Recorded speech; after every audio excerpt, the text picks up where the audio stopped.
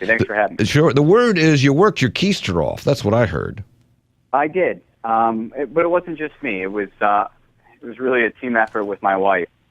We started knocking doors around June 20th, and I would say that anywhere between 90 to 95% of the weeks between then and Election Day, Monday through Thursday, we were pounding the pavement. And Once it got time, right around September, we started going on Saturdays as well. How many doors do you think that you knocked on?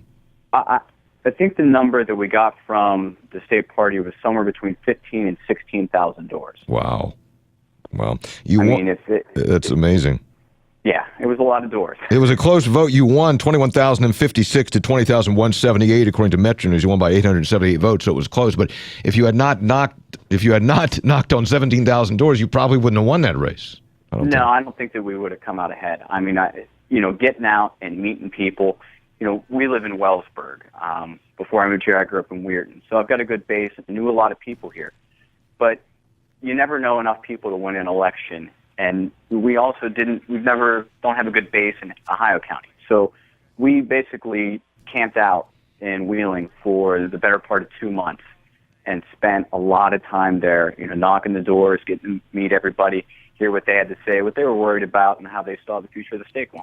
Ryan Weld is with us, Senator-elect for the 1st Senatorial District, Northern Panhandle. So what you talked to, that's a lot of people to talk to. What did they tell you that they wanted you to do when you got to Charleston as a senator, as one of 34?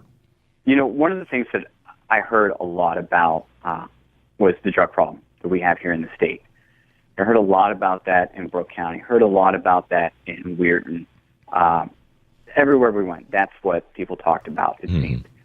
And for me, it kind of was fit in line with what I want to do legislatively because, I'm an assistant prosecutor here in Brooke County. And so I see the drug problem firsthand just about every day. And so a lot of the things that I've done as a delegate and wanted to do as everyone's next state senator up here was continue the fight against substance abuse, whether if it's, strengthening the penalties for people who bring drugs across state lines, or who might not even come to West Virginia to send this year, or, creating more treatment options for those suffering from addiction problems.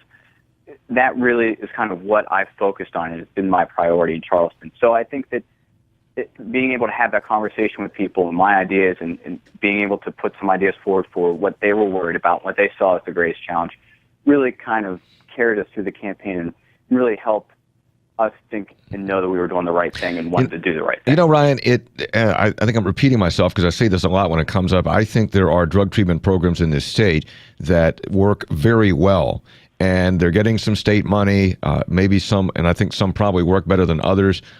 We can't put everybody in jail, nor should we. If we treat it as a disease, I think we're better off. And so find the programs that work really well and have a high success rate, and let's repeat those and fund those and help people once they get out of their treatment to try to find jobs and do those kinds of things. I agree. And I think that we've made some of the right moves in the past 2 years since I've been in Charleston. The Vivitrol program. I think that if we continue to expand that, I think that it has a much higher success rate, has the ability to help more people than what we've been seeing with Suboxone clinics and methadone clinics. I think that that's something that we really need to take a hard look at and say, this should be how we decide to move forward with our opioid addiction problem. And also, if we create treatment options for people who are in jail, who have been incarcerated, because just because you've been in jail doesn't mean that you are going to get out day one and be drug-free. Right. Senator Ryan Weld is with us. He's a senator-elect from the 1st District. He won a tough race with Jack Yost. You're also going to be the majority leader.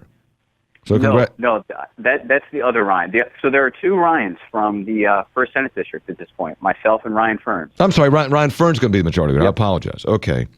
Hey, you wouldn't be the first person to make that mistake. Don't worry about it. No, well, people confuse Tony Caridi and myself, so that's... So we got about 60 seconds here, but on the economic front, how much, and you're a conservative, so how much can government legitimately do about the economy? Well, we all hear about jobs bills and jobs bills. I don't really know what a jobs bill is unless the government is directly hiring someone. So I think that on the economic front, for us, it's a regulatory thing. Are we creating the right environment for businesses to expand, to grow, to move here to the state? And I think that we've done some of that, with the tort reform that we've done, with some of the regulatory things that we've done in the past couple of sessions, but still there's more to be done. And I think that's how we, quote unquote, create a jobs bill, is through the environment to be able to promote that. Senator Ryan Weld, a Republican from Brooke County. He's currently a member of the House of Delegates, but he has won election to state Senate. He knocked off incumbent Democrat Jack Yost, so he'll be one of 34 in Charleston. Senator, congratulations. Look forward to seeing you in Charleston, and thanks for coming on today. Thank you very much for having me, and I'll see you in the Capitol.